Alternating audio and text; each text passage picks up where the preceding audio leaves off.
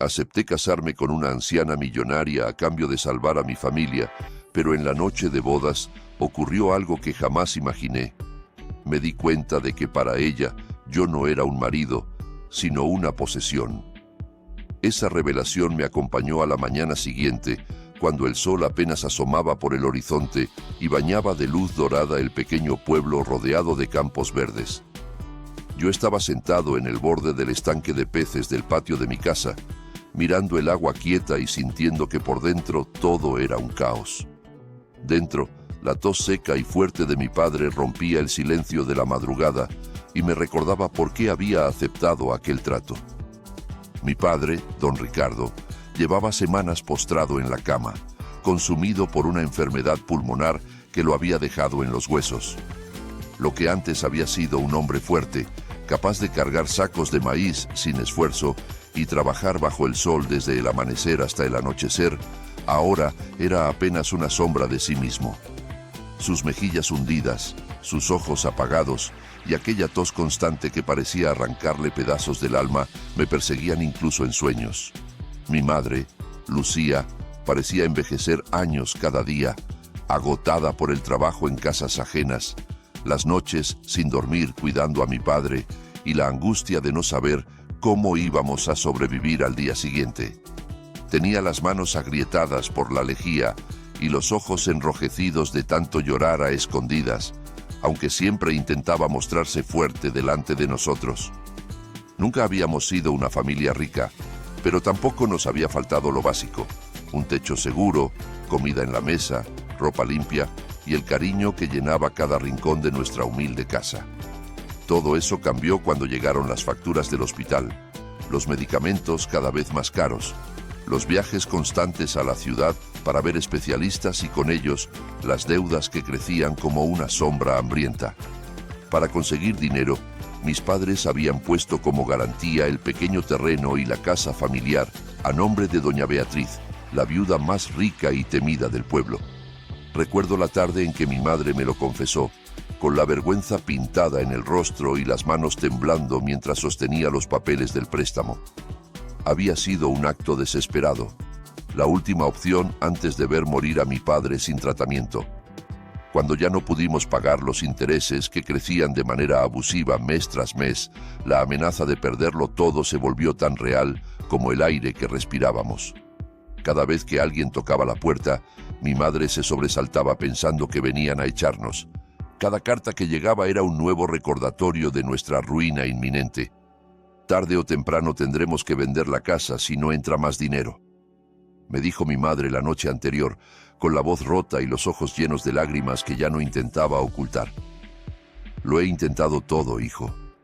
He trabajado doble turno, he vendido las pocas joyas que tenía, he pedido prestado a vecinos que tampoco tienen nada, pero ya no sé qué más hacer. Yo la miré sintiendo un nudo en la garganta que me impedía hablar. Quería decirle que todo estaría bien, que encontraríamos una solución, pero las palabras me sonaban vacías incluso antes de pronunciarlas. La vi tan pequeña, tan derrotada, que sentí que algo dentro de mí se quebraba. Sabía que lo que venía después no sería fácil de escuchar, porque yo ya había tomado una decisión que cambiaría nuestras vidas para siempre. Unos días antes, doña Beatriz, dueña de gran parte de las tierras del pueblo y de nuestro crédito, se había presentado en casa con una propuesta tan inesperada como humillante. No vino a negociar plazos ni a perdonar intereses, vino a ofrecer un trato que sonaba más a sentencia que a oportunidad. Llegó en su coche negro con chofer, vestida impecablemente como siempre, con un abrigo de lana fina que probablemente costaba más que todo lo que había en nuestra casa. Sus tacones resonaron en el suelo de tierra del patio como si marcaran el ritmo de nuestra derrota. Mi madre la recibió con una mezcla de temor y esperanza, ofreciéndole asiento en nuestro pequeño sofá desgastado, que de pronto parecía ridículamente pobre comparado con la elegancia fría de aquella mujer. Doña Beatriz tenía alrededor de 60 años, aunque su porte erguido y su mirada penetrante la hacían parecer intemporal, como si el tiempo no se atreviera a tocarla sin su permiso. Siempre impecablemente arreglada, con joyas discretas pero evidentemente caras y una mirada fría que parecía medir a todo el mundo, como si fueran piezas de un tablero que solo ella sabía mover. El pueblo entero vivía pendiente de sus caprichos y sus decisiones, que si era una viuda solitaria pero poderosa, que si su fortuna venía de negocios turbios heredados de su difunto marido, que si le gustaba tener a todo el mundo bajo su control como una araña en el centro de su telaraña. Algunos decían que había destruido familias enteras con sus préstamos imposibles, que disfrutaba viendo a la gente arrastrarse ante ella. Otros susurraban que su propia familia la había abandonado por su crueldad. Aquella tarde se sentó en nuestro pequeño sofá como si fuera suyo, cruzó las piernas con elegancia estudiada y nos miró a mi madre y a mí con esa sonrisa que no llegaba a sus ojos. «No necesito un chico que me dé hijos, ni me prometa amor eterno», dijo con calma, como si estuviera hablando del clima. «Necesito compañía, alguien que esté a mi lado y mantenga las apariencias ante la sociedad. Un marido joven que demuestre que aún puedo tener lo que quiera. A cambio, tu familia no volverá a preocuparse por el dinero. Pagaré el tratamiento de tu padre, cancelaré todas las deudas y les daré una cantidad mensual para que vivan con dignidad». Yo apreté los dientes para no explotar, sintiendo cómo la rabia me subía desde el estómago hasta la garganta. ¿Cómo podía hablar del matrimonio como si fuera un simple contrato de trabajo? ¿Cómo podía comprar así mi libertad, mi futuro, mi dignidad, como quien compra un mueble o un adorno para su casa? Quería gritarle que se fuera, que no éramos mercancía, que mi vida no estaba en venta. Pero bastó con que mirara a mi alrededor para entender el alcance del chantaje silencioso que estaba ejecutando. Mi padre tosiendo sin fuerzas en la habitación de al lado, cada vez más débil, cada vez más cerca de un final que yo no quería imaginar. Mi madre con las manos agrietadas por el trabajo, los hombros caídos por el peso de una responsabilidad que la estaba consumiendo. Mi hermanita Elena, de apenas 10 años, aún pequeña para comprender por qué todos susurraban todo el tiempo, por qué ya no había dulces en la alacena ni juguetes nuevos en Navidad, por qué mamá lloraba por las noches cuando creía que nadie la escuchaba. Aquella propuesta no era para mí, era para ellos. Era la única tabla de salvación en medio de un naufragio que nos estaba hundiendo a todos. Doña Beatriz debió notar mi vacilación, porque su sonrisa se ensanchó ligeramente, como la de un depredador que sabe que su presa está acorralada.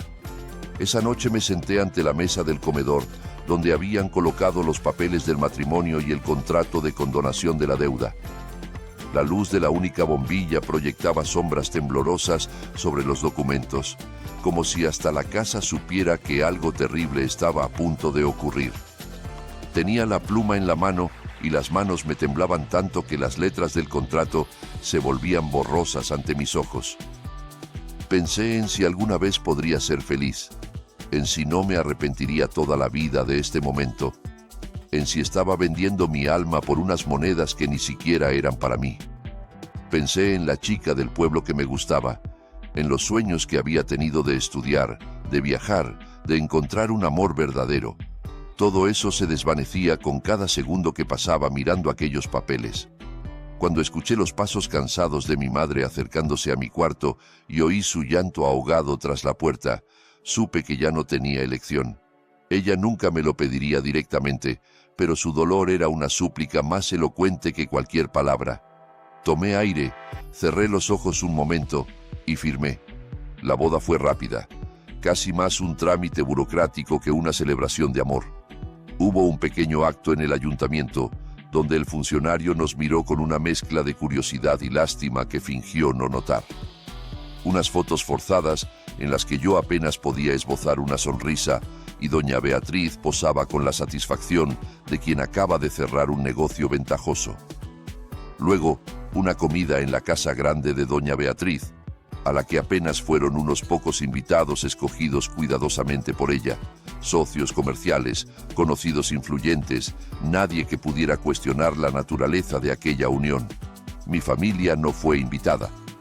Doña Beatriz dijo que sería incómodo mezclar mundos tan diferentes y yo tragué la humillación en silencio, recordándome por qué estaba haciendo todo aquello. Me sentía como un invitado en mi propia vida, como un actor interpretando un papel en una obra que no había escrito y que no entendía del todo.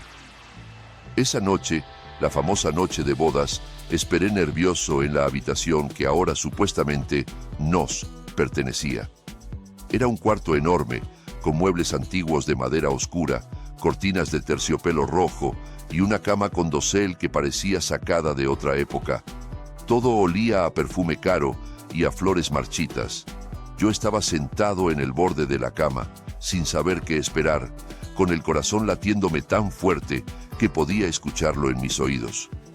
Cuando ella entró, no hubo romanticismo ni siquiera un atisbo de cercanía humana. Se quitó las joyas con gesto mecánico, depositándolas una a una en un joyero de plata, y me miró fijamente con esos ojos que parecían calcular cada movimiento como una partida de ajedrez.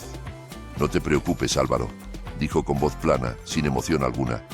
«No espero nada de ti que no sea obediencia y discreción. Mientras hagas tu papel correctamente y no me avergüences en público, todo irá bien entre nosotros». Su frialdad me dejó helado, más de lo que ya estaba. En ese momento comprendí con claridad devastadora la naturaleza de nuestro acuerdo. No quería un marido, no buscaba compañía ni afecto. Quería un trofeo, un símbolo de su poder, una garantía visible de que seguiría mandando sobre todo y sobre todos, incluso sobre el tiempo y la juventud que ya no le pertenecían. Yo era una adquisición más, como sus tierras, como sus casas, como las vidas de todas las familias que dependían de sus préstamos. Esa noche dormí en el borde más alejado de aquella cama enorme, sintiendo el vacío entre nosotros como un abismo imposible de cruzar.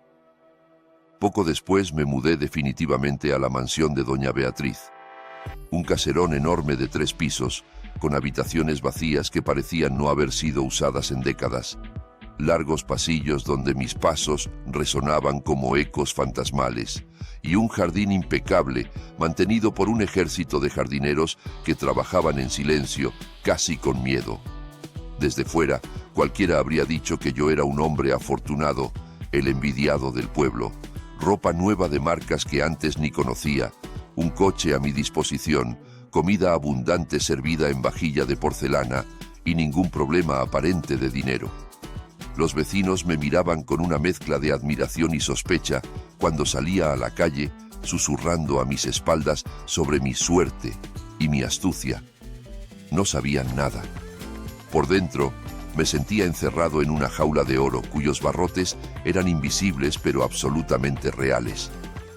Doña Beatriz controlaba cada aspecto de mi existencia con una precisión obsesiva. Mis horarios estaban dictados por ella. A qué hora debía levantarme, cuándo podía comer, cuánto tiempo podía pasar fuera de la casa. Controlaba mis salidas con preguntas incisivas sobre a dónde iba, con quién hablaba y cuánto tardaba en volver. Revisaba mis llamadas, mis cartas, cualquier contacto con el exterior que pudiera escapar a su vigilancia. Prohibió terminantemente que buscara trabajo, porque según ella, quedaba mal, que su marido hiciera trabajos modestos o se mezclara con gente común. Quería que fuera una figura decorativa, alguien que apareciera a su lado en las reuniones sociales, luciendo ropa elegante y sonriendo cuando ella lo ordenara, asintiendo a sus comentarios y desapareciendo cuando ya no fuera necesario. Yo era un accesorio más de su imagen pública, tan útil y tan prescindible como un reloj caro o un cuadro antiguo. Durante los primeros meses me aferré a la idea de que valía la pena, de que el sacrificio tenía sentido. Mi padre empezó a recibir mejor atención médica en un hospital de la ciudad, con especialistas que antes no podíamos ni soñar. Sus crisis fueron disminuyendo poco a poco. El color volvió a sus mejillas y ya no tosía con aquella fuerza desgarradora que me partía el alma. Mi madre pudo descansar un poco, dejar uno de sus trabajos y dedicar más tiempo a cuidar de Elena. En casa ya no faltaba comida, ya no había conversaciones susurradas sobre facturas impagables, ni miradas de angustia cuando llegaba el cartero. Cada vez que visitaba a mi familia y veía la mejoría en sus rostros, me repetía que había tomado la decisión correcta. Pero cada vez que regresaba a la mansión, sentía que dejaba un trozo de mí en el camino, como si mi alma se fuera deshilachando con cada paso que daba hacia aquella prisión dorada. Para no volverme loco, para no perderme completamente en el papel que me habían asignado, empecé a buscar excusas para salir a caminar por el pueblo. Fingía que necesitaba aire fresco, que quería comprar alguna cosa, que iba a visitar a mis padres, aunque ya los hubiera visto el día anterior.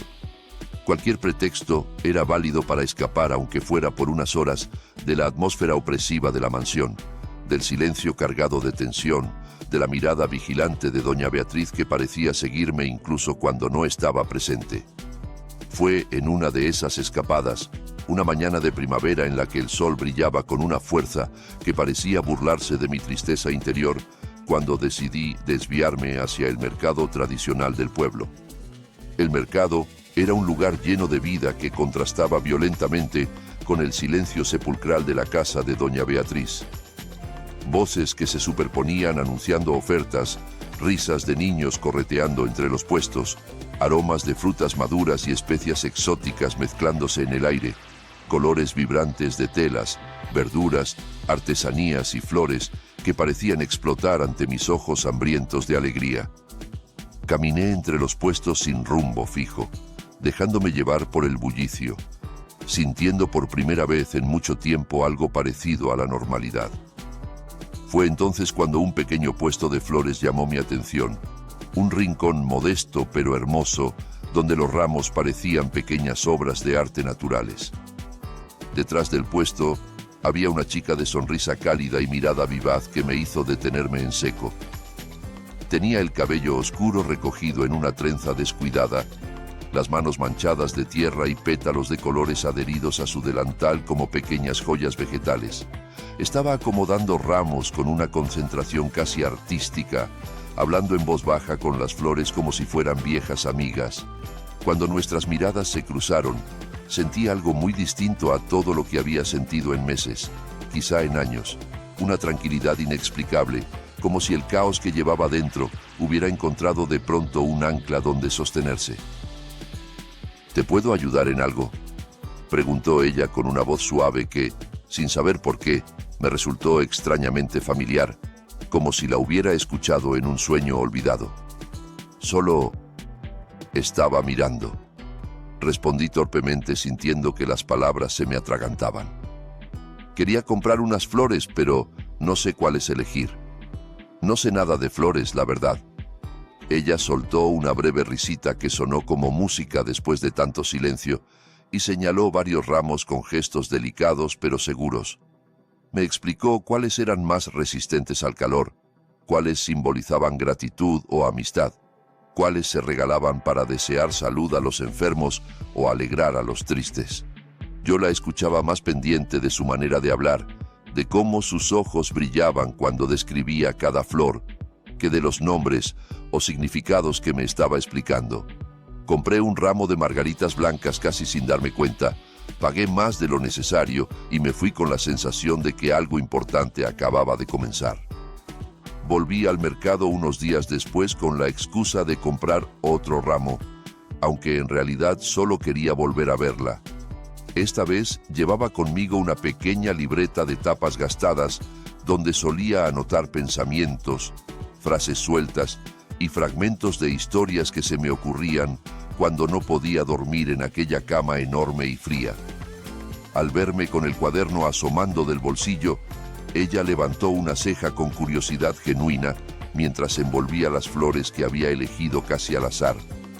¿Te gusta escribir?, preguntó señalando la libreta con un gesto de la barbilla. Más bien es mi forma de desahogarme, admití, sorprendido de mi propia sinceridad con una desconocida. Escribo cuando siento que la vida me acorrala, cuando no encuentro otra salida. Es como gritar en silencio. Te entiendo más de lo que crees, susurró ella, y por un momento su mirada se oscureció con algo parecido a la tristeza. A veces, parece que la vida solo nos da opciones que duelen, y no nos queda más remedio que elegir cuál dolor preferimos. Intenté preguntarle por su familia, por qué trabajaba sola en el puesto, de dónde venía y por qué sus palabras sonaban tan cargadas de experiencia amarga. Pero esquivó cada pregunta con una sonrisa triste que me dejaba con más dudas que respuestas. Aún así, antes de irme, cuando ya estaba dando media vuelta con mi ramo de flores, su voz me detuvo. Si alguna vez necesitas hablar y no solo escribir, si alguna vez quieres que alguien te escuche de verdad, aquí me vas a encontrar, dijo, con una calidez que contrastaba con la melancolía de sus ojos. Me llamo Camila. Me fui del mercado con su nombre resonando en mi cabeza como una melodía que no podía dejar de tararear. Con el tiempo, nuestras conversaciones se hicieron más largas y más profundas. Cada visita al mercado se convertía en una pequeña aventura, en un oasis de normalidad y conexión humana, en medio del desierto emocional en que se había convertido mi vida. Empezamos a encontrarnos no solo entre los puestos de flores, sino también en otros lugares más discretos. A la orilla del río que cruzaba el pueblo, serpenteando entre sauces viejos, en un pequeño claro escondido entre árboles donde casi nadie pasaba, y donde el único sonido era el canto de los pájaros y el murmullo del agua. Allí podíamos hablar sin miedo a ser escuchados, sin la presión de las miradas curiosas del pueblo que siempre tenía ojos y oídos para todo, especialmente para el joven marido de la viuda rica que pasaba demasiado tiempo fuera de casa. Yo le conté con cuidado y sin dar demasiados detalles al principio que estaba casado con una mujer mayor por obligación, que me sentía atrapado en un matrimonio que no había elegido, que cada día en aquella mansión me robaba un poco más de mí mismo. Le hablé de mi padre enfermo, de las deudas que nos habían ahogado, del trato que había aceptado para salvar a mi familia. Ella escuchaba sin juzgar, con una atención que me hacía sentir visible por primera vez en mucho tiempo. Por su parte, Camila admitió poco a poco que había escapado de una familia complicada, llena de secretos oscuros y silencios cómplices, donde el dinero y el poder importaban más que las personas y donde el amor era una moneda de cambio como cualquier otra. Contigo me siento libre, le confesé una tarde dorada de otoño, mientras el sol se reflejaba en el agua del río creando 1000 destellos de oro líquido. Como si, por primera vez en mucho tiempo, pudiera ser yo mismo. Como si no tuviera que actuar ni fingir ni medir cada palabra. Camila apretó mi mano con delicadeza, entrelazando sus dedos con los míos. No hizo falta que dijera nada más. El silencio que compartimos en ese momento fue más elocuente que cualquier declaración, más íntimo que cualquier beso. Supe entonces que lo que sentía por ella iba mucho más allá de la amistad o el consuelo mutuo. Estaba enamorándome de la única persona que me hacía sentir humano en medio de aquella pesadilla dorada. Una tarde de invierno, sentados bajo un gran árbol junto al río mientras el viento frío agitaba las ramas desnudas sobre nuestras cabezas, noté algo en su muñeca cuando una ráfaga levantó la manga de su blusa.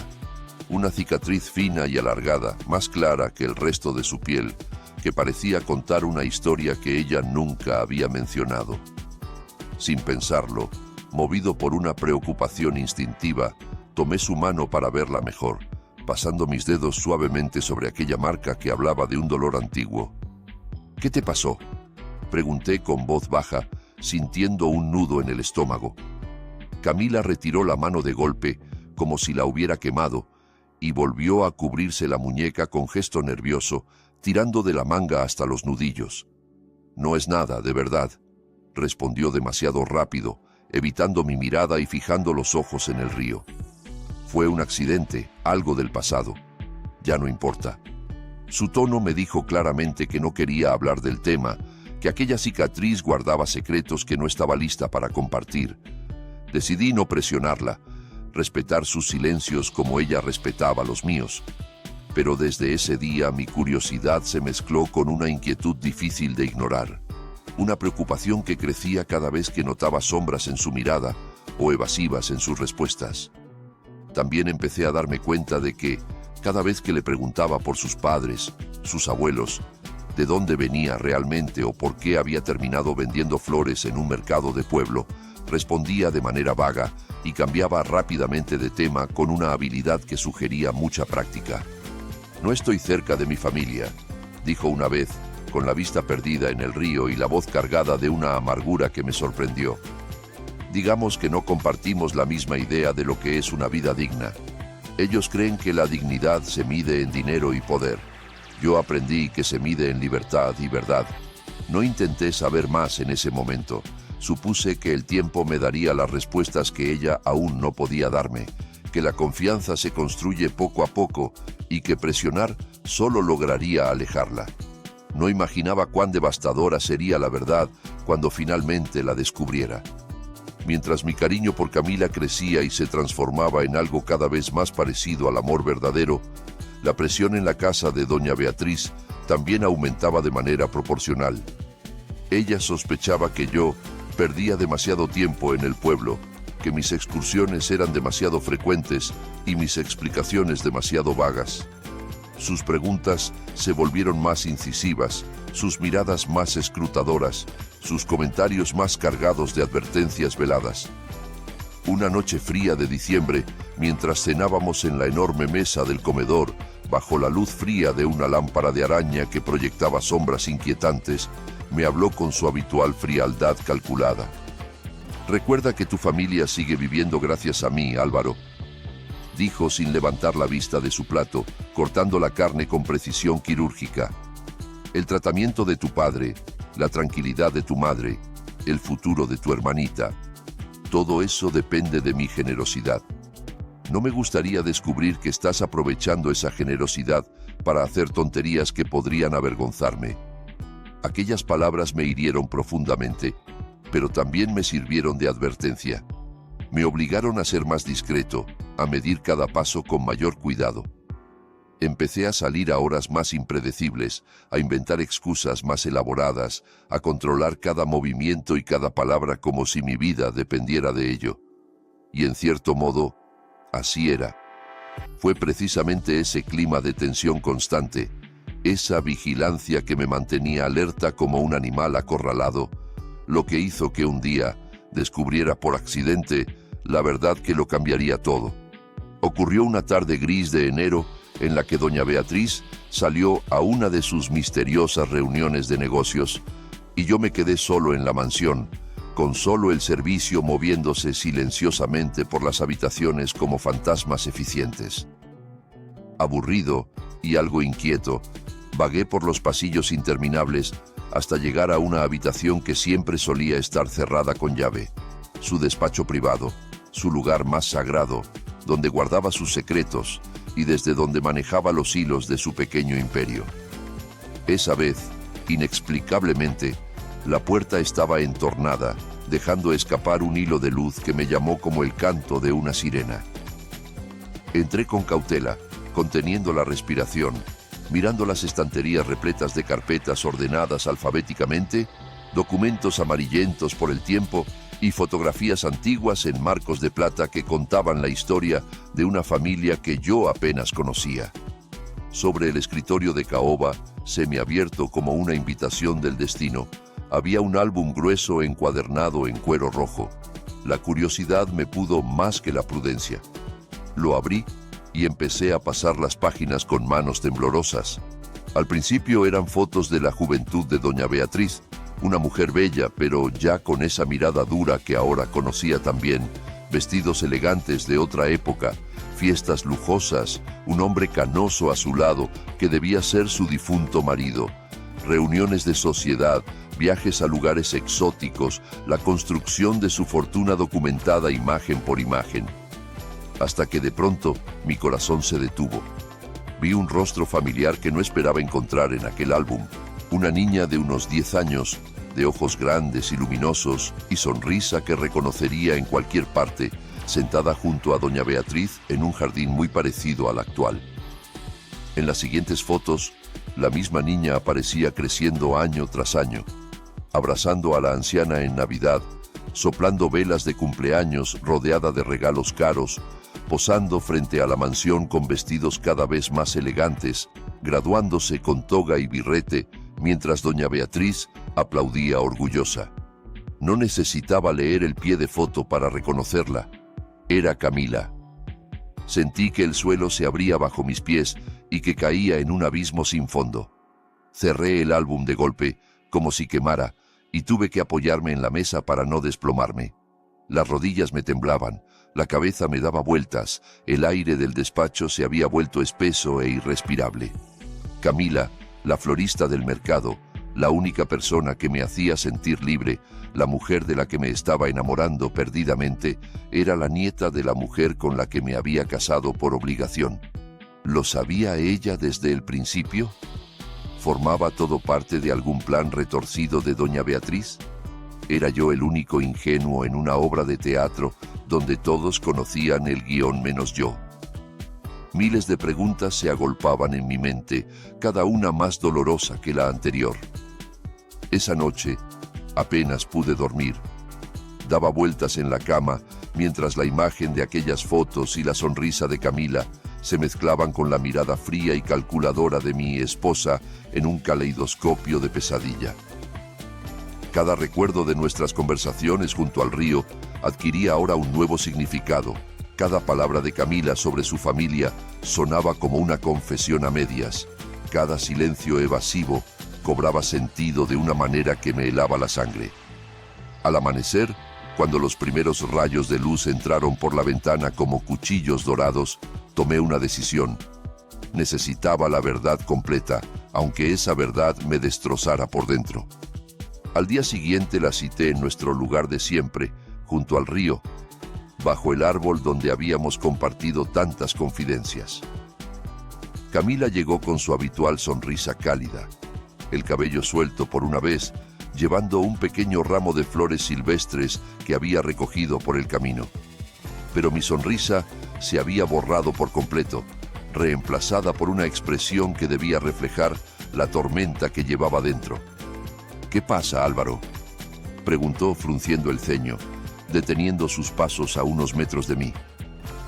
«Tienes una cara como si el mundo entero se te hubiera caído encima».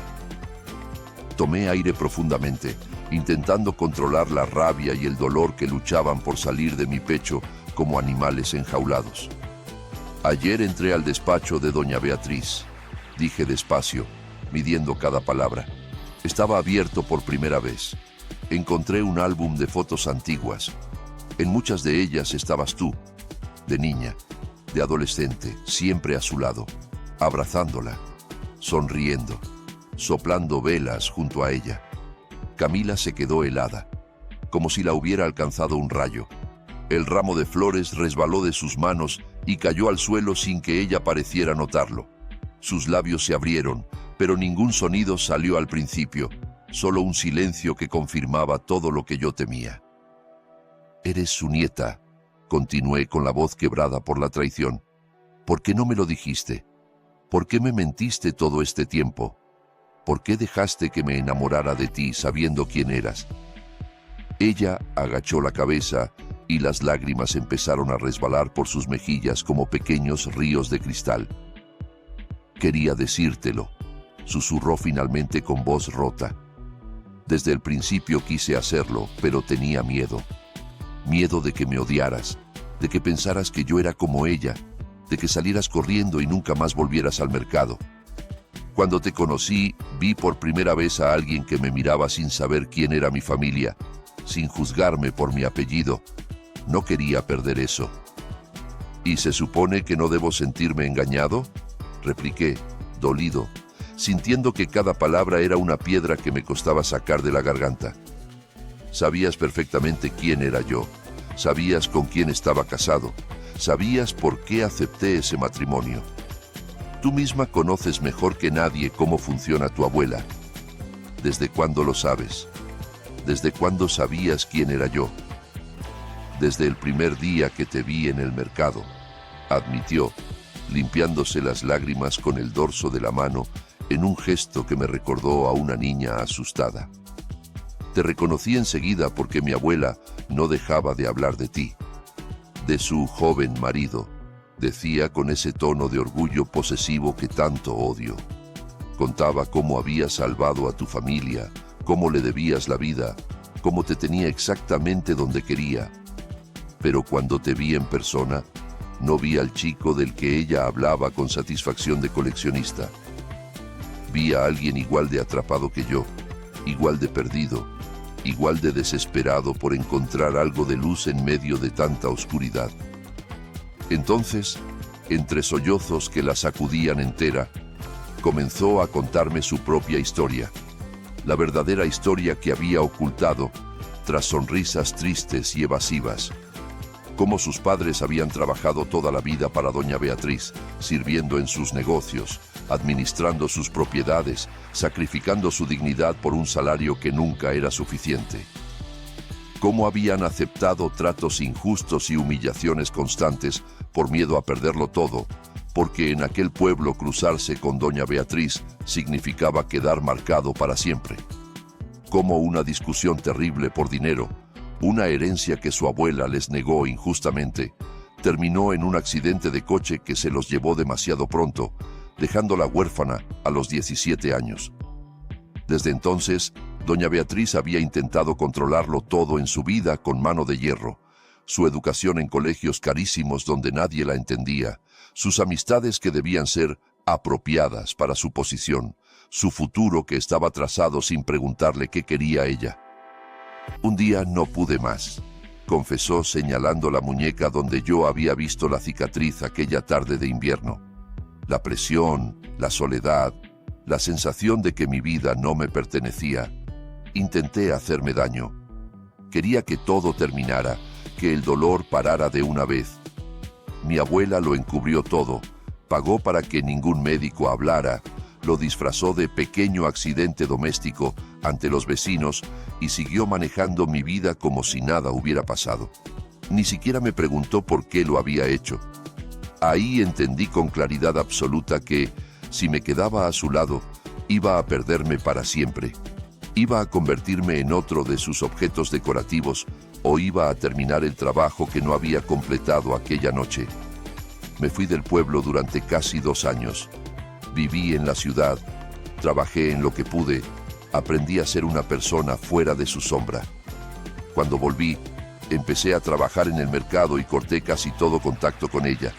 Lo único que no pude cortar fue el miedo a que me encontrara, a que me arrastrara de vuelta, a que destruyera cualquier cosa buena que intentara construir. Yo la escuchaba con el corazón en un puño, sintiendo que cada palabra suya desarmaba la rabia que había sentido al principio. De pronto, ya no veía a la nieta de la mujer que me había comprado como a un objeto. Veía a otra víctima de la misma necesidad enfermiza de control, a otra alma rota por las garras de doña Beatriz, a alguien que había sufrido tanto o más que yo bajo aquella sombra asfixiante. Me acerqué lentamente, le levanté el rostro con cuidado y la miré a los ojos. Esos ojos donde ahora veía no solo belleza, sino también todo el dolor que había intentado esconder.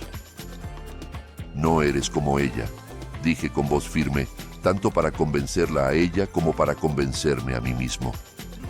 Nunca lo has sido.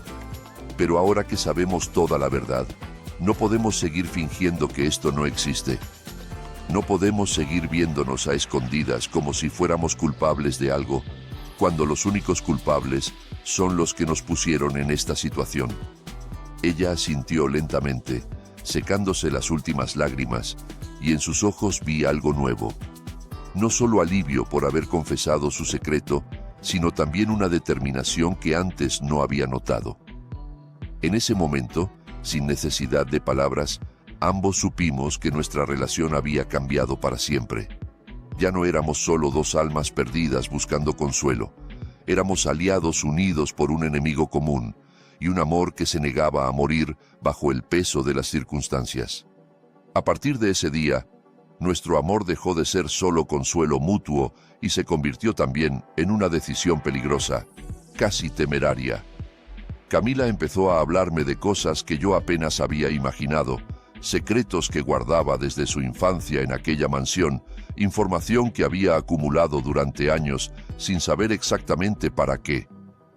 contratos falsos que su abuela usaba para apropiarse de tierras de familias vulnerables, propiedades registradas a nombre de testaferros que no existían o que recibían pagos por su silencio, impuestos evadidos durante décadas mediante contabilidades paralelas que un empleado de confianza manejaba a cambio de generosas comisiones, amenazas silenciosas a cualquiera que se atreviera a oponerse a doña Beatriz o que simplemente supiera demasiado, trabajadores despedidos de la noche a la mañana, familias que desaparecían del pueblo misteriosamente, negocios que quebraban sin explicación.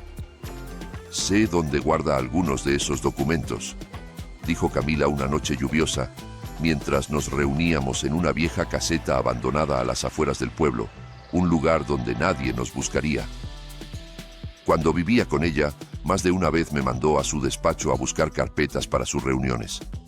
Vi cosas que no debería haber visto, papeles que guardé en mi memoria porque algo me decía que algún día serían importantes. Si esos documentos salen a la luz, podrían hundirla.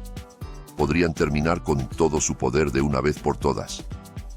Yo la miré con una mezcla de esperanza y terror, sintiendo que nos adentrábamos en un terreno peligrosísimo.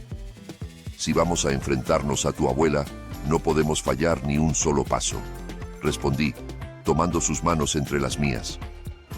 Si se entera antes de tiempo de lo que planeamos, podría destruirnos a todos, a mi familia, a ti, a cualquiera que se haya cruzado en su camino. Conoce su poder mejor que yo. Ya lo ha hecho casi toda mi vida, contestó Camila con una firmeza nueva en la voz, una determinación que parecía haberla transformado en otra persona. Ya me ha destruido una vez y sobreviví. Prefiero arriesgarme a perderlo todo de nuevo que seguir viviendo bajo su sombra, que seguir teniendo miedo cada vez que suena el teléfono o alguien toca mi puerta. Si hay una oportunidad de terminar con esto, tenemos que tomarla, por nosotros y por todos los que ella ha dañado. Durante varias semanas que se sintieron como meses, planeamos cada paso con extremo cuidado, reuniéndonos en lugares diferentes cada vez para no levantar sospechas, hablando en susurros incluso cuando estábamos solos, destruyendo cualquier mensaje escrito que pudiera incriminarnos. Camila se las ingenió para entrar un par de veces en la mansión cuando sabía con certeza que doña Beatriz no estaba, fingiendo que iba a visitarla para intentar reconciliarse, para calmar las sospechas que pudiera tener. Aprovechó esos momentos de aparente sumisión para revisar archivadores polvorientos, cajones cerrados con llaves que recordaba de su adolescencia y cajas fuertes cuyas combinaciones aún guardaba en su memoria como cicatrices numéricas. Yo, por mi parte, busqué copias de contratos en el registro del ayuntamiento bajo pretexto de investigar la historia de las propiedades de mi familia. También hablé discretamente con un antiguo empleado de confianza de doña Beatriz, un hombre mayor llamado don Ernesto, que había sido despedido sin explicación después de 30 años de servicio y que guardaba un rencor silencioso junto con recuerdos muy específicos de irregularidades que había presenciado. Poco a poco, con paciencia de relojeros y cautela de conspiradores, fuimos reuniendo pruebas que se acumulaban como piezas de un rompecabezas siniestro, escrituras de tierras obtenidas mediante engaños a viudas analfabetas y ancianos confundidos, acuerdos de préstamos con intereses abusivos que ningún tribunal aprobaría si los viera, documentos fiscales manipulados con cifras que no cuadraban ni de lejos con la realidad visible de su fortuna, testimonios grabados de antiguos empleados que aceptaron hablar a cambio del anonimato. Cada papel era un trozo del castillo de cartas que sostenía el poder de doña Beatriz, cada documento una grieta en los cimientos de su imperio construido sobre la miseria ajena. El día de la confrontación llegó antes de lo que esperaba, empujado por una noticia que nos obligó a actuar. Doña Beatriz había comenzado a hacer preguntas sobre Camila, había enviado a alguien a investigar sus movimientos, estaba estrechando el cerco. No podíamos esperar más. Una tarde de marzo, con el cielo cubierto de nubes amenazantes que parecían reflejar la tensión del momento, crucé el portón de hierro de la mansión con una carpeta repleta de documentos bajo el brazo y el corazón desbocado latiendo contra mis costillas. Camila me esperaba escondida entre los árboles del jardín, lista para intervenir si algo salía mal, con el teléfono preparado para llamar a las autoridades si las cosas se ponían violentas. Entré al salón principal, sintiendo que cada paso era un paso hacia el abismo o hacia la libertad.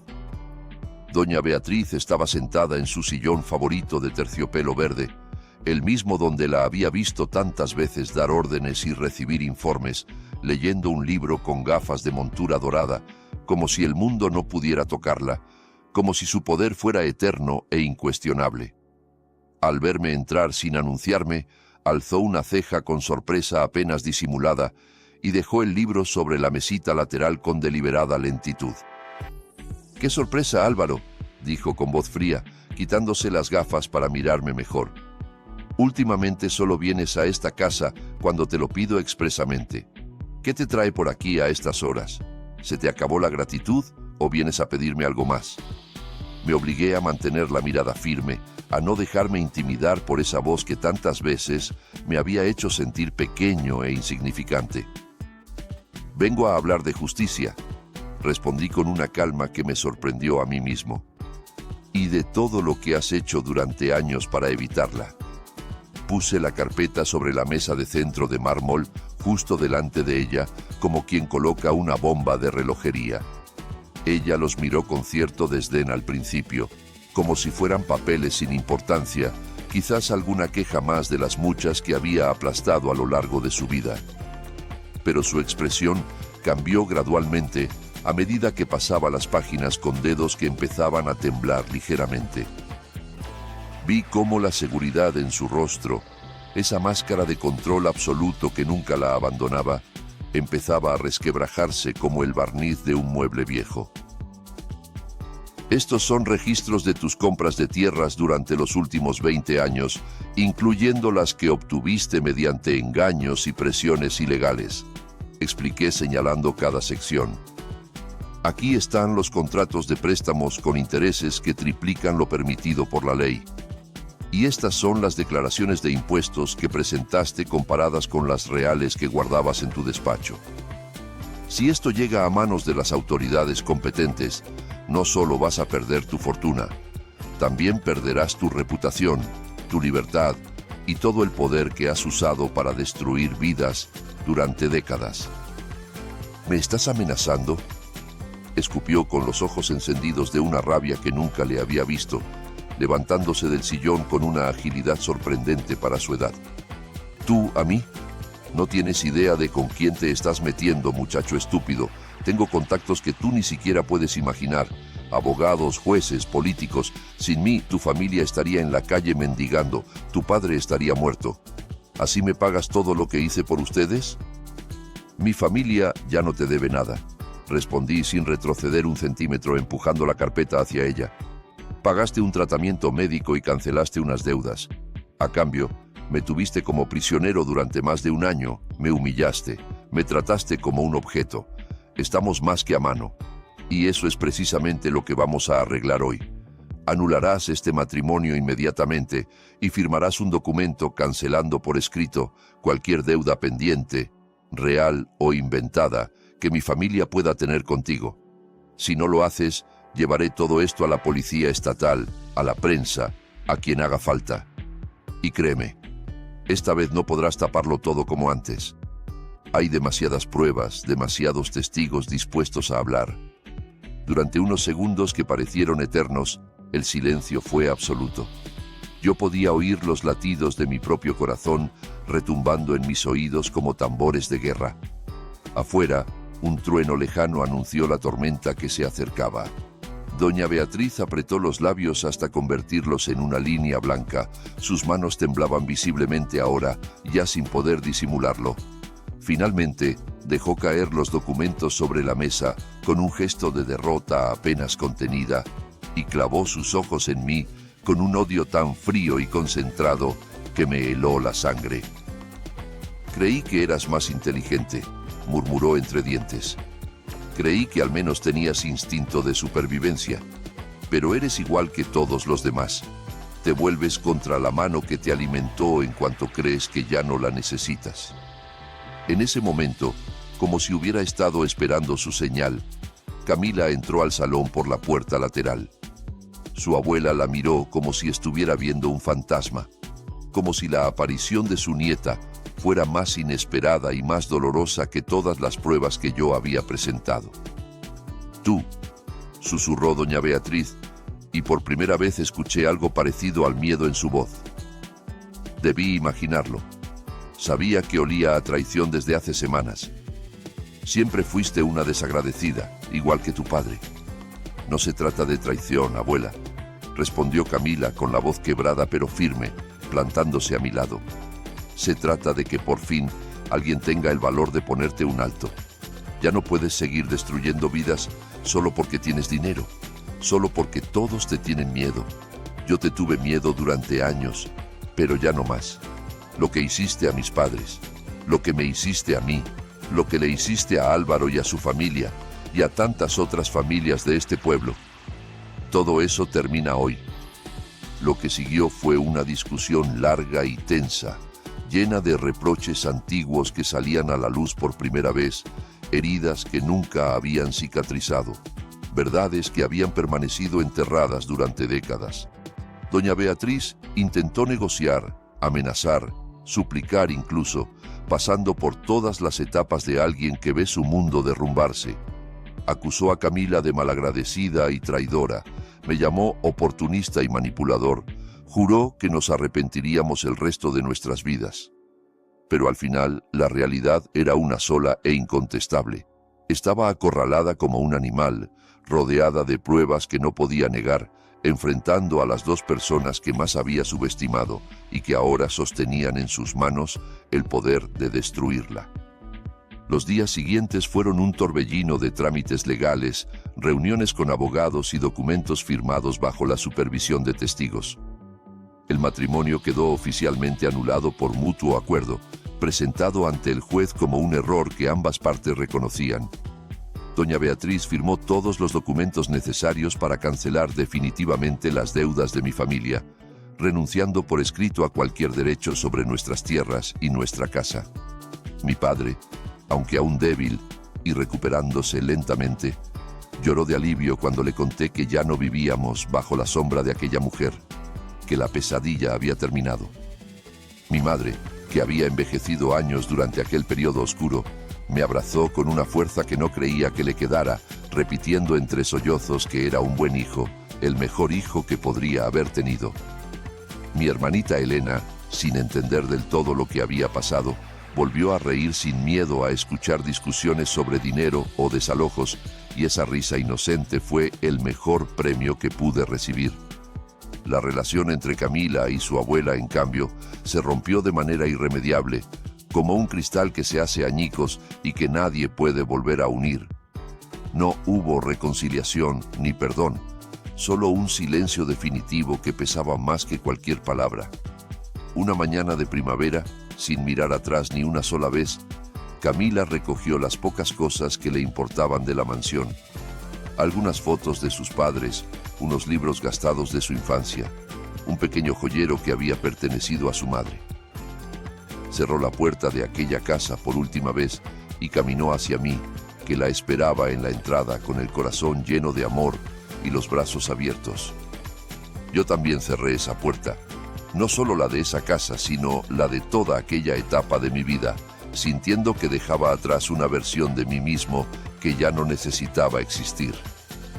Con los ahorros que habíamos logrado juntar durante aquellos meses de resistencia silenciosa, más la ayuda generosa de un amigo de Camila que vivía en la ciudad, nos mudamos a un pequeño apartamento en las afueras de la capital. Era un lugar modesto en un quinto piso sin ascensor, con paredes que necesitaban pintura y una cocina diminuta donde apenas cabíamos los dos. Pero era nuestro, completamente nuestro, sin deudas ni amenazas ni sombras del pasado, acechando desde cada esquina. La vida en la ciudad no era lujosa ni fácil, pero era nuestra vida, construida con nuestras propias manos y nuestras propias decisiones.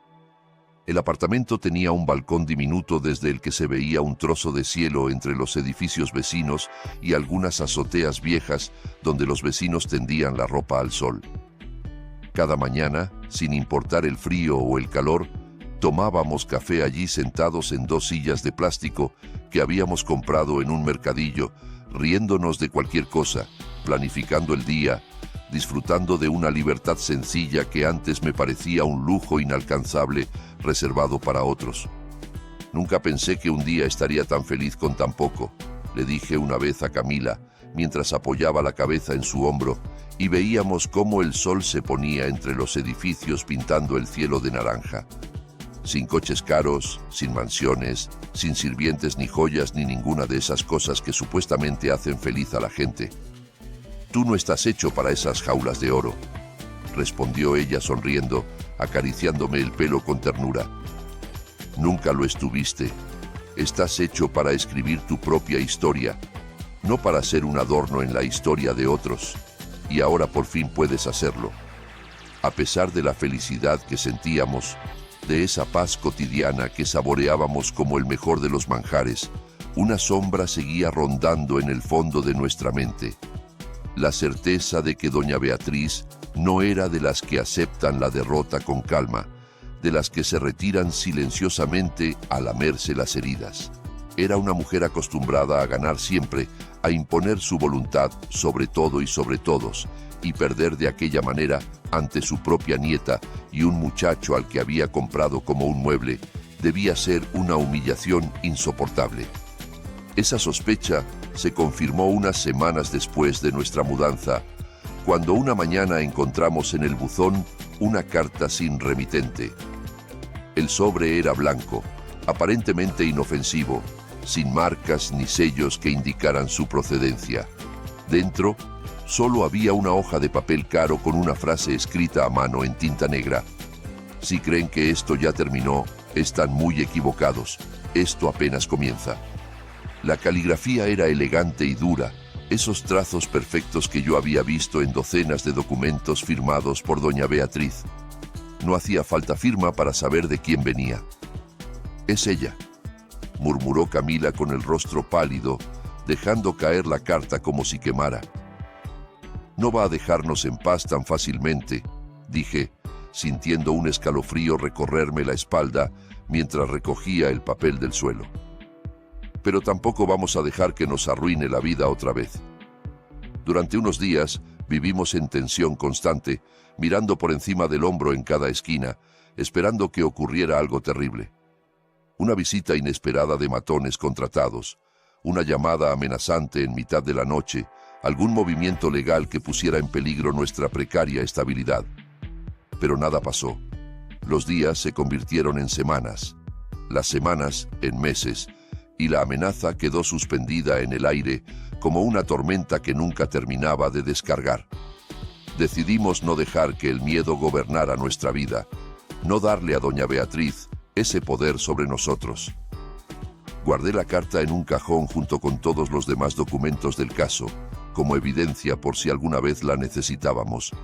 Y seguimos adelante con nuestras vidas, más atentos que antes, pero negándonos a vivir como prisioneros del pánico. Los meses fueron pasando con esa lentitud agradable que tiene el tiempo cuando por fin puedes disfrutarlo, y poco a poco la amenaza pareció diluirse como sal en agua. Nos adaptamos a nuestro nuevo ritmo de vida en la ciudad, descubriendo sus pequeños placeres, los mercados del domingo donde comprábamos frutas baratas, los parques donde paseábamos tomados de la mano, los cines de barrio donde veíamos películas viejas por casi nada. Yo empecé a trabajar como redactor independiente, escribiendo artículos para revistas locales, historias cortas para concursos que a veces ganaba, cualquier texto que me encargaran y que pudiera pagar aunque fuera modestamente. No era un trabajo estable ni glamoroso, pero me daba algo que no había tenido en mucho tiempo: la sensación de estar construyendo algo propio, de usar mi voz para algo más que obedecer órdenes. Camila, por su parte, consiguió empleo en una pequeña floristería del centro de la ciudad, un local acogedor, regentado por una señora mayor que le recordaba a la abuela que nunca tuvo. Volvió a rodearse de colores y aromas, de pétalos y tierra húmeda, y su sonrisa se hizo cada vez más frecuente, cada vez más genuina. Por las noches, cuando terminábamos nuestras jornadas de trabajo, Salíamos a caminar por las calles iluminadas de la ciudad, planificábamos viajes imaginarios a lugares que veíamos en revistas y hablábamos de un futuro en el que, quizá algún día, nos casaríamos de verdad, por amor y no por necesidad, por elección y no por chantaje. La noticia que cambiaría todo llegó aproximadamente un año después de nuestra huida, una tarde cualquiera de septiembre. Yo estaba en el apartamento revisando correos de trabajo cuando vi un titular en la página de noticias locales que me hizo detener en seco. Empresaria conocida del pueblo investigada por fraude fiscal y prácticas abusivas de préstamo. En la fotografía que acompañaba el artículo, aunque trataba de mantener la compostura con su habitual arrogancia, se veía claramente a doña Beatriz entrando a un edificio oficial rodeada de periodistas y cámaras, con el rostro desencajado de quien ve derrumbarse el mundo que había construido. Llamé a Camila inmediatamente a la floristería, tartamudeando de la emoción, y cuando llegó corriendo a casa y vio la noticia en la pantalla de mi ordenador, se quedó en silencio durante varios segundos que parecieron eternos. Las autoridades estatales habían recibido un paquete anónimo con documentos que demostraban años de prácticas ilegales sistemáticas, manipulación de contratos, presión indebida sobre familias endeudadas, declaraciones falsas de impuestos, apropiación fraudulenta de propiedades. Reconocí, entre las pruebas citadas en el artículo, algunos de los papeles que nosotros habíamos recopilado durante aquellas semanas de conspiración silenciosa, documentos que habíamos enviado a las autoridades competentes antes de irnos del pueblo, sin esperar que llegaran a hacer tanto daño. La investigación aún estaba en curso y no terminó en prisión inmediata, porque a doña Beatriz aún le quedaban contactos e influencias que movieron hilos para suavizar las consecuencias, pero su fortuna se redujo drásticamente con multas millonarias y embargos preventivos. Tuvo que vender varias de sus propiedades más valiosas para pagar a abogados y acreedores, y su nombre, antes respetado por miedo en todo el pueblo, ahora aparecía asociado con corrupción en cada periódico regional. No sentí alegría ante su caída, ni deseos de venganza satisfecha, ni esa satisfacción amarga que a veces acompaña a ver sufrir a quienes nos hicieron daño. Lo que sentí fue alivio, un alivio tan profundo que me hizo llorar sin darme cuenta, como si hubiera estado conteniendo la respiración durante años y por fin pudiera soltar todo el aire. Por fin tendrá que enfrentarse a las consecuencias de lo que hizo, le dije a Camila esa noche, mientras caminábamos por un parque cercano bajo las estrellas de otoño. Y lo más importante, ya no tendrá el poder ni los recursos para seguir destruyendo la vida de otros como hizo con la nuestra, con la de tus padres, con tantas familias del pueblo. Tal vez esta sea la verdadera libertad, respondió ella, apretando mi mano con fuerza. No solo estar físicamente lejos de ella, sino saber que no puede seguir haciendo daño, que hay justicia en el mundo, aunque llegue tarde, aunque no sea perfecta. Nos abrazamos en medio del ruido nocturno de la ciudad, sintiendo que una etapa oscura y dolorosa de nuestra historia se cerraba definitivamente para dar paso a algo nuevo. Con el tiempo, la vida se encargó de demostrar que también sabe ser generosa después de tantas pruebas, que detrás de cada tormenta puede haber un arco iris si uno tiene la paciencia de esperarlo. Unos años más tarde, cuando las cicatrices emocionales ya no dolían tanto y los recuerdos del pasado habían encontrado su lugar en nuestra memoria sin dominarnos, decidimos dar el paso que habíamos soñado tantas veces en aquel balcón diminuto, casarnos. Esta vez no hubo contratos ocultos, ni amenazas silenciosas, ni presiones de ningún tipo. Solo una pequeña ceremonia en un jardín alquilado por unas horas, rodeados de las pocas personas que de verdad nos querían y que habían estado a nuestro lado en los momentos más difíciles. Mi padre, mucho más recuperado de su enfermedad, aunque con secuelas que le recordaban lo cerca que había estado del final, se emocionó visiblemente al verme pronunciar un «sí, quiero», que nacía del corazón y no de la desesperación. Mi madre no dejó de sonreír ni de llorar lágrimas de felicidad en toda la celebración, repitiendo que era el día más feliz de su vida desde que yo había nacido. Mi hermanita Elena, ya convertida en una adolescente llena de vida y sueños propios, fue la dama de honor más entusiasta que jamás existió. Camila llevaba un sencillo vestido blanco que había elegido ella misma en una tienda de segunda mano y un ramo de flores silvestres que había preparado con sus propias manos la mañana de la boda. Nunca la había visto tan hermosa como en ese momento, caminando hacia mí bajo el sol de primavera con una sonrisa que iluminaba todo a su alrededor. Después de la boda, con nuestros ahorros de años de trabajo constante y un pequeño préstamo del banco, que esta vez firmamos con orgullo y no con vergüenza, compramos una casita modesta en las afueras de la ciudad. Era una construcción sencilla de una sola planta, con paredes que necesitaban reparaciones y un techo que goteaba cuando llovía mucho, pero tenía algo que valía más que cualquier mansión, un pequeño jardín trasero que Camila llenó inmediatamente de plantas y flores de todos los colores imaginables. Cada fin de semana la veía arrodillada entre la tierra, hablando con sus rosales y sus margaritas como si fueran viejos amigos, y yo entendía que había encontrado su propio paraíso después de tanto infierno. Al poco tiempo, animada por amigos y clientes que admiraban su talento, Camila abrió su propia floristería en un local pequeño del barrio. La llamó Raíces Nuevas, un nombre que resumía todo lo que habíamos construido juntos. Era un lugar acogedor lleno de luz natural y aromas que invitaban a quedarse, que se convirtió rápidamente en favorito de los vecinos para sus celebraciones y sus momentos especiales.